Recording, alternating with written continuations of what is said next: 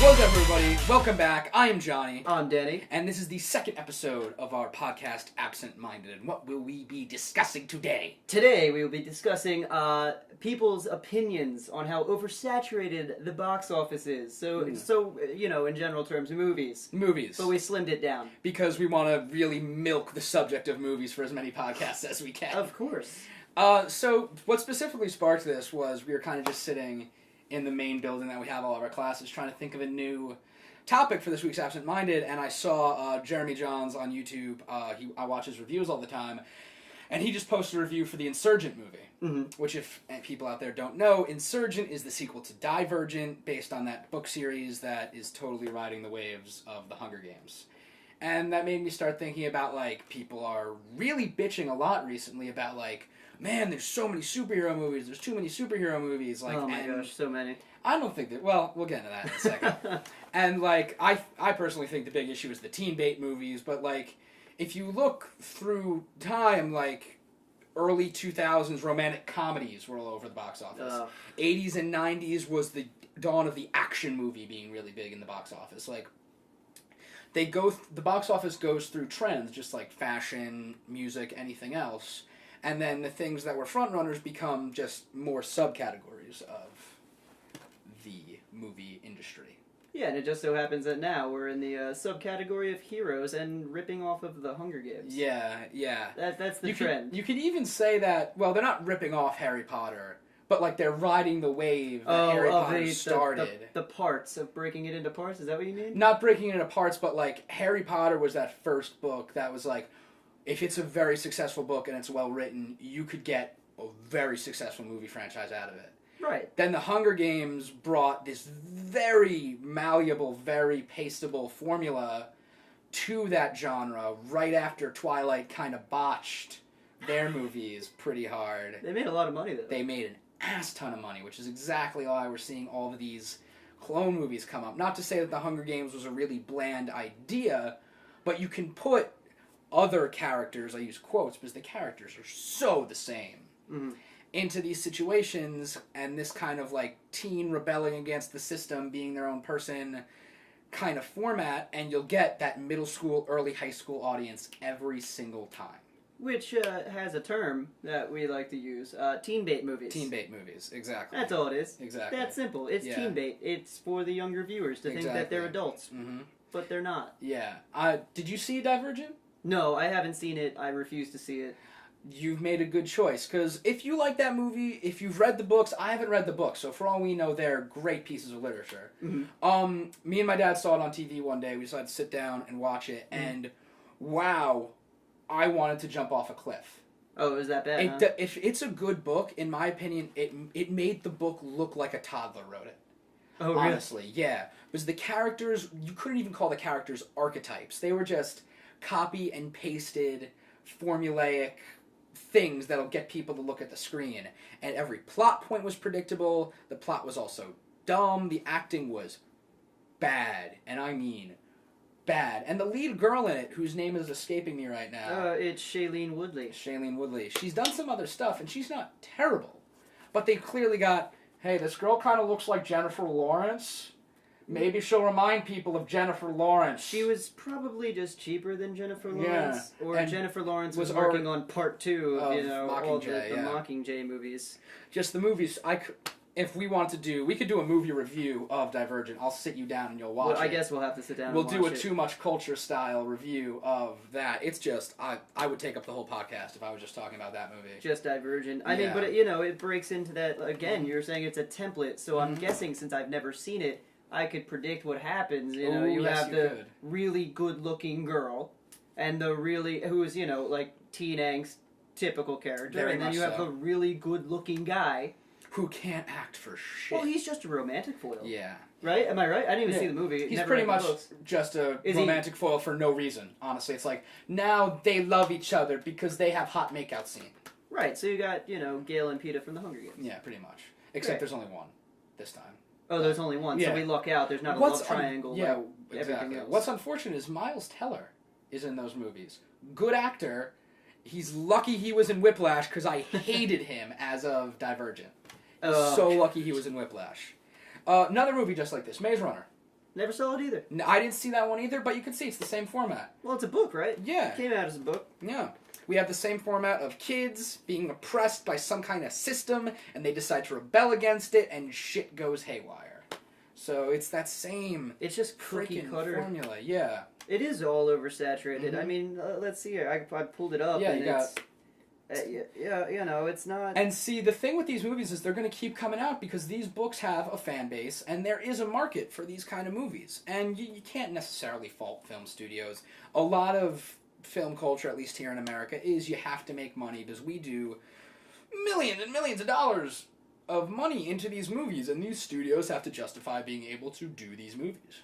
You know, it just comes down to how much they're going to gross after it comes out. Exactly. How much they're going to make in the box office. And can they get a sequel? Oh, yeah. I mean, it's all, you know, when The Hobbits first came out. I'm not saying there's any problem with The Hobbit. I read the book. I love it. I love the movies. The movies are great. I watched the first movie not knowing they were going to break it. And when it ended, I was like, wait, that's not how it ends. Yeah. And I had no idea. I felt dumb. But everybody in the audience automatically knew they were going to make a trilogy out of it. Yeah. I didn't know because I didn't catch on to the trend of just like, let's split up a really short novel. Yeah. Into three parts. I saw this great post when the first Hobbit movie came out, An Unexpected Journey, and it was the shot of the last... It was a screen cap of the last shot of the movie. Yeah. And somebody put like a dialogue box coming out of one of them, I forget who, and it was like, huh, looks like we're about a third of the way there. For those of you who don't know, the first Hobbit movie ends with like them on a mountain, and you could see their objective in the distance. Yeah, so, it's ridiculous. It's just to milk it. To milk it for the money. Exactly. We need to come out with something original. That's our problem. We do. And the shame is, when we do come out with something genuinely original that might be thought-provoking, that isn't a fucking documentary piece. Good God. I could probably guess what you're talking about. If one more movie comes out based on a compelling true story, a man who had nothing strove for everything, I swear to God I'll run over the director with a bus. Like... That's not an original piece. Like, genuinely original pieces that don't come out a month before the Oscars. Because then we get into Oscar bait movies. Well, which, you know, it's a whole nother category it's a whole nother shitty movie. Yeah, and sometimes the movies are good, but it's a shame because, like, you see it, and it's like the studio and the actors didn't necessarily have a passion to tell this story. Or see this script and think, wow, I want to do that. They thought, people will eat this shit up, and we will get an Oscar nom. Well, that's it right there. I mean, I watch movies with a storytelling aspect. Yeah. And we don't tell stories anymore. Yeah. We don't. All the stories are the same. The characters' names change, but that's about it. Yeah. That's the only difference. And then sometimes they add in cool effects. Yeah. That's about it. Yeah, which I think kind of brings us to the other saturation that we want to address, is superhero saturation. Oh my gosh. Now, I think we have different opinions on this, so you go first. Why don't you start so I can get my facts here? That's what I'm doing down here. I don't think the box office is superhero oversaturated. Okay. I think there are a lot of movies with superheroes coming out, but I don't think it's an oversaturation. There are definitely... There's an acknowledgement as of... I think the first Spider-Man Sam Raimi film. That like, oh, okay. Like, we had the Batman films before that, but... At least in my opinion, the Sam Raimi Spider-Man with Tobey Maguire and the Green Goblin, that was probably when a lot of people were like, alright, okay, we have something here. Then we had the X-Men movies, which also did very well, except for the third one. Same thing with Spider-Man, first two good, third one ass.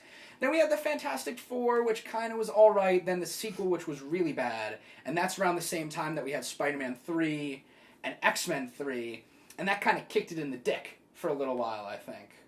We lost, like, people might have lost a little bit of faith or put at least more time into these superhero movies. And then Iron Man comes out. And that is an amazingly successful movie. Couldn't pick a better person than Robert Downey Jr. to play that I love Robert Downey Jr. Don't have a problem with him. He's amazing. Don't have a problem at all. One of my favorite actors. Oh, by far one of my all-time favorite actors. Exactly. And then you have Marvel catches back on. You have DC releasing Batman Begins. You have the Nolan Batman trilogy. You have the formation of the Marvel Cinematic Universe. People have just realized there's a demand for this kind of stuff. And, I mean, I might be a little bit biased because I love superheroes. I love superhero movies as long as they're good.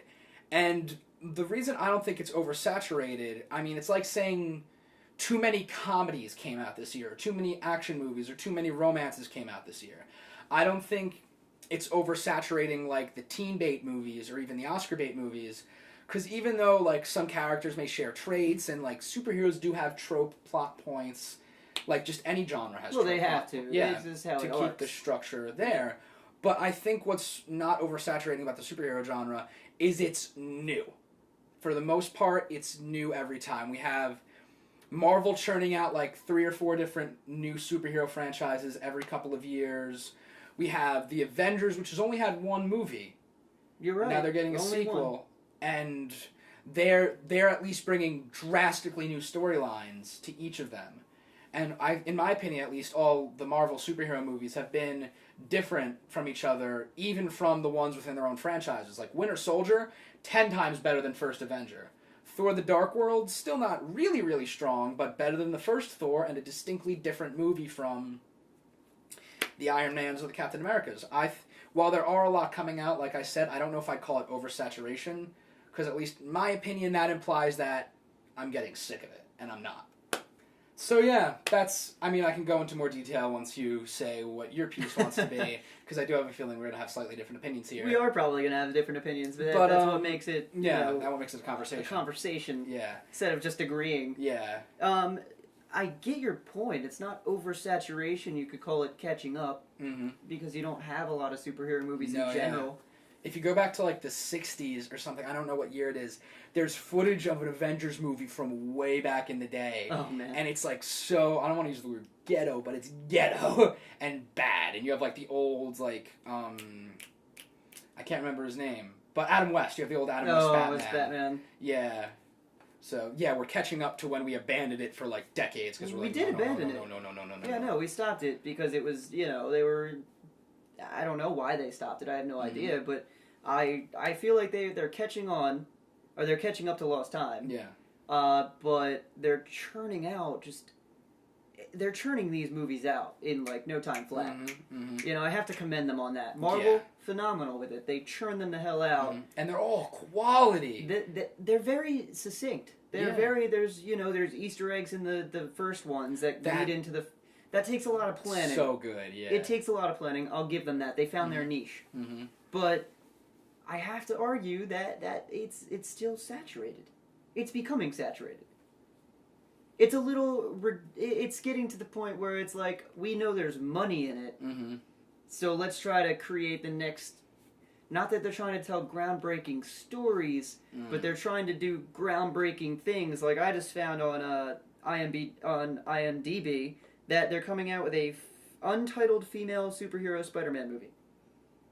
Probably Spider-Woman or Gwen Stacy Spider-Woman. Right, because they said there's money. Now let's make it a female hero because there's money. Well, I see what you're saying, and I do agree. But at the same time, at least with Marvel and the Marvel properties, it's a lot of also giving fans what they want. It's true. Especially there's a huge fan base, and the fans want everything because there's so many universes and stories to tell. And especially, like you said, there is money in what fans want. How many, probably almost, since the first X-Men movie dropped, people have been clamoring for a Deadpool movie, including me. Oh, yeah, it's true. Guess what we're getting now? We're getting a Ryan Reynolds Deadpool movie, and I think that pushes them to make quality. Because if they just put out stone cold shit, 1, people are going to lose faith in them making these movies. 2, they are not going to get a sequel. They are not going to get money. Yeah. No, I agree. I think that there is like competition within the market. Yeah. And with that competition, they have to produce quality stuff. But I feel like it's getting to a point where you have to create so many variations to stay fresh that it's like you're trying to force the creativity to come out. I can kind of see what you're saying. It's kind of, you're trying to now modify it to fit your needs in order to create, more income for yourself. Whereas if you're genuinely trying to tell a story, great, tell your story. Yeah. I am totally for it, but when you have all these movies back to back to back to back right away like that, I know your fans want it, but you also create that demand for it. Yeah. Well, I don't know if it's super back to back to back to back. It kind of is, but they're not releasing like 3-4 movies a year. Like last year, what did we get? We got Guardians of the Galaxy. Phenomenal movie. Oh, so good. Throwing it out. So good. Guardians of the Galaxy, Amazing Spider-Man 2, which got so much shit, but I liked. I thought it was a really good movie. It was okay. Yeah. I'm trying to think. X-Men Days of Futures Past. It's weird because like I'm trying to think of what came out in the last year, but like it's hard to think way about years overlap. Yeah, they like do. usually I think of it in like the terms of my school year. Yeah. And I'm trying to remember like what I saw in what year of school and like what year that was. Yeah. But you figure we get like 3 or 4 superhero movies a year. It's quarterly. Yeah. And when you look at, like, how many action movies did we get last year? How many comedies did we get last year? How many romantic movies did we get this year? I think it's about on par with the amount of other genre films we get, but it's just, it's different and it's a very specific market. Yeah. So people are looking at it more like there's too much coming out. And, I mean, Marvel is producing the most superhero movies. I think second comes Fox. And then DC is like desperately clamoring, but I think DC is the most to blame as far as what my definition of saturation is, which is turning out the same shit. Because once Dark Knight hit, they're like, that's a formula, we've got it. They love dark and gritty, make everything dark and gritty and boring. Yeah. And guess what? At least in my opinion, Dark Knight Rises fell short in many facets. I'll go on a rant and I'll catch a lot. That's unpopular opinion, but that's for a whole nother video. I will catch a lot of flack in the comments. And I think Man of Steel was one of the worst movies I've ever seen. Oh my gosh, and that's where we could have some debates. That is atrocious. That was a phenomenal piece of cinema. You liked Man of Steel? Yeah, and I have the unpopular opinion. You're on crack. You're on crack. Well, I'm definitely not on any narcotics right now. But how do you like that movie? Maybe it's because I always have unpopular opinion. Maybe I'm totally wrong. Maybe I'm one of the few people who liked it, but I thoroughly enjoyed that movie. What did you enjoy about that movie? It was phenomenal. No! It was not great. There were so many things wrong with that movie. Okay, here's my reasoning. And spoilers aside, I'm not even going to, say it, but if you've seen it, you'll know. When a character has to make a desperate decision. That decision was so obvious. Listen. Listen. No. The conversation they had directly before what you're talking about directly contradicts everything you're saying. How predictable it was. It wasn't predictable. It was contradictory. I love a sad ending, and that was sad, and it made me happy. That ending wasn't sad. The ending of the whole movie. No, that part. That part wasn't sad because it was. Well, stupid. I mean, it was kind of sad because people were like, and like when people get physically upset because people were pissed in the theater that I was watching it in, they were like actually upset. Are you talking about the tornado? No. Are you talking about the end of the Zod fight? Yeah, the fight. People were upset because that broke every established thing about I know, the superhero. and it was great, but I love when we destroy the establishment. So I thoroughly enjoyed it. Destroying the establishment is one thing, but there's certain facets of characters you need to stick to. Well, it gave it something unpredictable because they destroyed the foundations of a character. Unpredictable and shitty. It was great. Anywho, we'll have a debate about that. It made me not give a shit about Superman even less than I already gave a shit about Superman.